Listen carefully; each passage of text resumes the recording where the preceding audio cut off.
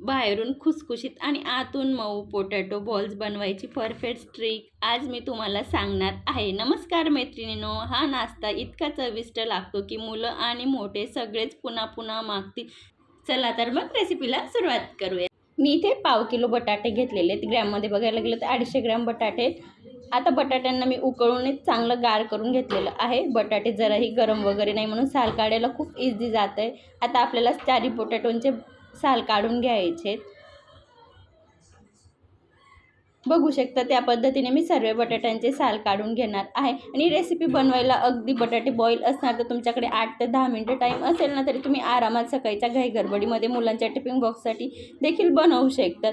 इथं मी सर्व बटाट्यांचं साल काढून घेतलेलं आहे। आता एका बाउलमध्ये आपल्याला किसणीने बटाट्यांना किसून घ्यायचं आहे। अगदी तुम्ही मॅश देखील करू शकतात, पण मॅश केल्याने बारीक तुकडे राहतात तर काळजीपूर्वक मॅश करावं लागतं। आणि तुकडे जर राहिले तर अगदी आपल्याला डो मळताना व्यवस्थित मळला जाणार नाही। त्यासाठी मी इथं किसूनच वापर करते। तुम्हाला जे कम्फर्टेबल वाटेल त्यानुसार तुम्ही किसणीने किंवा मॅश देखील करू शकतात, पण मॅश करताना थोडी काळजी घ्यायची। इथं मी 4 बटाटे किसून घेतलेले आहेत। बघू शकता त्या पद्धतीने जराही बटाट्याचा तुकडा वगैरे गेलेला नाही आहे। किसताना या गोष्टीचं मी व्यवस्थित काळजी घेतलेली। छान पद्धतीने बटाटे किसून झालेले आहेत। त्याच्यामध्ये आता चवीनुसार नमक, अर्धा चमचा इथं मी लाल तिखट वापर करते, काश्मीरी लाल तिखट घेतलेले आहे। आणि 2 चमचा इथं मी कॉर्नफ्लॉवर घेतलेलं आहे। तुमच्याकडे कॉर्नफ्लॉवर नसेल तर तुम्ही पोहे मिक्सरला बारीक करून किंवा तांदळाच्या पिठाचा देखील वापर करू शकतात। आता छान पद्धतीने आपल्याला पूर्ण साहित्य व्यवस्थित मिक्स करून घ्यायचे। मी सुरुवातीला स्पूननेच मिक्स करून घेते, मग नंतर आपल्याला इथं थोडं तेलाचा वापर करायचा आहे। जवळपास मी 1 चमचा तेल वापर करणार आहे, मोठा 1 चमचा तेल ॲड करून परत आता आपल्याला व्यवस्थित घट्टसर डो मळून घ्यायचा आहे। याच्यात जराही पाण्याचा वापर वगैरे करायचा नाही। या गोष्टीची खास इथं काळजी ठेवायची आहे, कारण की बटाट्यांमध्ये जे मॉइश्चर आहे त्याच्यातच आपल्याला हे डो मळून घ्यायचं आहे। हे डो मळायला फारसा टाईम वगैरे लागत नाही, अगदी 2 ते 3 मिनटात मळलं जातं।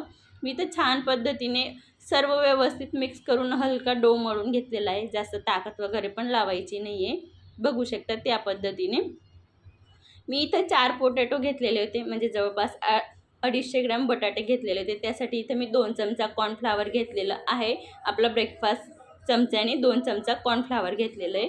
तुम्ही किती घ्यायचं आहे त्यानुसार तुम्ही बटाट्यांवर डिपेंड आहे। डो मळताना थोडं हाताला चिपकत असेल तर थोडं वरून अर्धा चमचा ॲड केलं तरी चालेल। व्यवस्थित डो मळून आता मी एक इथं एकसारखे सर्व बॉल बनवून घेणार आहे। बघू शकता त्या पद्धतीने मी जराही हाताला तेल तूप नाही लावलं होतं तरी पण अगदी एकसारखे सगळे बॉल बनवून घेतलेले आहेत। एकसारखे सर्व बॉल बनवण्याने दिसायला पण छान दिसतं आणि सर्व बॉल तळताना खूप पटक्यात तळले जातात। म्हणजे लहान मोठा केलं की लहान पटकन तळला जाईल तेलामध्ये, मोठ्याला तळायला टाईम लागेल। त्यासाठी शक्यतो सगळे बॉल एकसारखेच बनवायचे, म्हणजे मुलांना पण टिफिनला देताना खूप छान वाटतं देताना। तर इथं मी गॅस ऑन करून तेल पण गरम करण्यासाठी ठेवलेलं आहे। तेल छान पद्धतीने गरम झालेलं आहे। तेल आपल्याला मिडियमच गरम ठेवायचं आहे, जास्त थंड पण नाही जास्त गरम पण नाही। आता एक एक करून सगळे बॉल सोडायचे। तेलात जेवढे बसतील तेवढे बॉल आपल्याला सोडायचे। सुरुवातीचे 5 मिनटं जराही स्पून वगैरे लावायचा नाही।